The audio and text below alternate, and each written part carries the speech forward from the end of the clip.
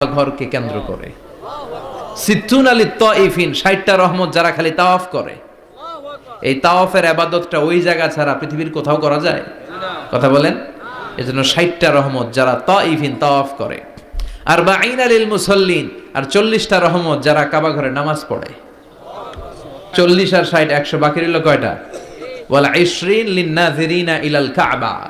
বাকি 20টা যারা তাওয়াফও করে না, সালাতও পড়ে না, খালি কাবা ঘরের দিকে তাকায় থাকে। কাবা ঘরের দিকে ফেল ফেল করে তাকায় থাকলো, আমলনামায় 20টা রহমত নাজিল করে কে? এত বরকতের ফ্যামিলি। সাইয়েদনা ইব্রাহিম সন্তান হলো ইসমাইল, স্ত্রীর নাম হাজার। 3 জনের ফ্যামিলি, চিল্লায় বলেন কয়জন?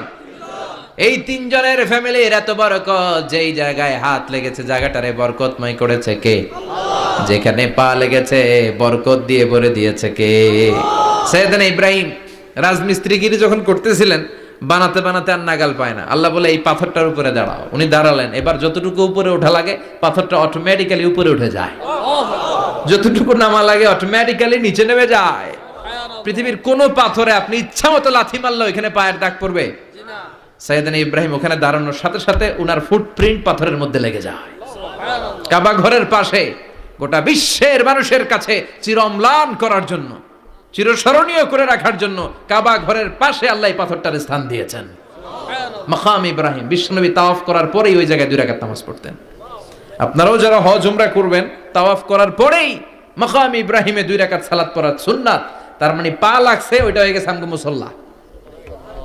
সাইয়েদনা ইব্রাহিমের পা যেখানে লাগছে ওইটা আমাদের কি? সুবহানাল্লাহ কইবেন না?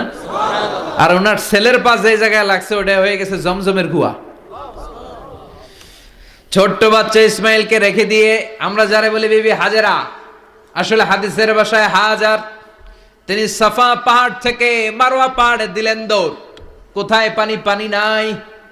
মরুভূমির বালির মধ্যে সূর্যের তাপ যখন পড়ে যায়, মরিচিকার মতো ঝলসানির একটা দৃশ্য ভেসে ওঠে, মনে হয় সাগরের পানি, আসলে পানি নাকি? তিনি সাফায় যায়, যে দেখে পানি নাই। মারওয়াতে যায়, যে দেখে পানি নাই। পানির সন্ধানে হাজার আলাইহিস সালাম 7 বার 2 পাহাড়ের মাঝখানে দৌড়াদৌড়ি করলেন। ওই পাহাড়ের মাঝখানে এই মহিলার পায়ের ছাপ লেগে গেল। এই দৌড়াদৌড়িটা আরশের উপর থেকে আল্লাহ এত সুন্দর উপভোগ করেছেন। আল্লাহর কাছে এই মহিলার দৌড়াদৌড়িটা এত ভালো লেগেছে, কিয়ামত পর্যন্ত সব হাজীদের জন্য এই জায়গায় দৌড়াদৌড়িটা আল্লাহ ওয়াজিব করে দিয়েছে। এই জায়গায় দৌড়াদৌড়ি না করলে হজ হবে না, উমরা হবে না। এই দৌড়াদৌড়িটা, মহিলাটার স্যাক্রিফাইস, হৃদয়ের আবেগ আর ভালোবাসাটা আল্লাহ ইব্রাহিমের দাঁড়ানোর জায়গার পাথরটারে তোমরা মুসাল্লা বানিয়ে নাও। হজ করছেন কারা কারা দেখি?